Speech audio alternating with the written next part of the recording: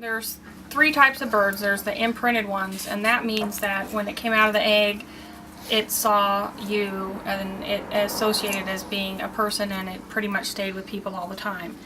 We do get people who specifically want a companion duck, like Rupert, who he was living in someone's house and he slept in the bed with them at night, and he had a diaper, which we don't do.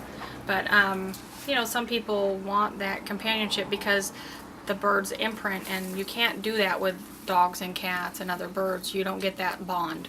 Habituated birds are birds that when they were hatched, there were other birds around and they saw other birds, but then a human, maybe they went to a feed store and they got purchased, and then they got used to being around people, but they know they're a bird. The habituated birds are the best kind. You can have two and they can be a companion, but it's like the geese out in the one yard that the one comes up and you can pet him and everything, but when you walk off, he goes back out and hangs out with the other geese. So he's actually a better pet because they're super friendly, but they know they're birds.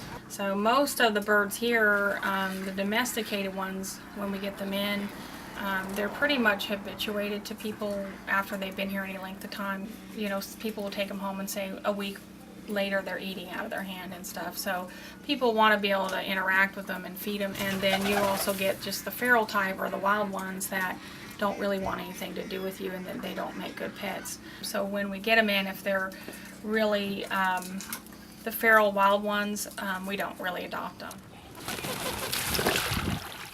It really depends on specifically what you're looking to get out of it. If you want a constant companion and you want a bigger bird, then you have to also be willing to put in a bigger commitment and a lot more effort. But if you want an easier bird, you can get a cockatiel or something that lives inside and gets the paper changed every day. But if you have some people just have a pond and they want to put ducks on it and they want to feed them and just interact with them once a day, and those are easier.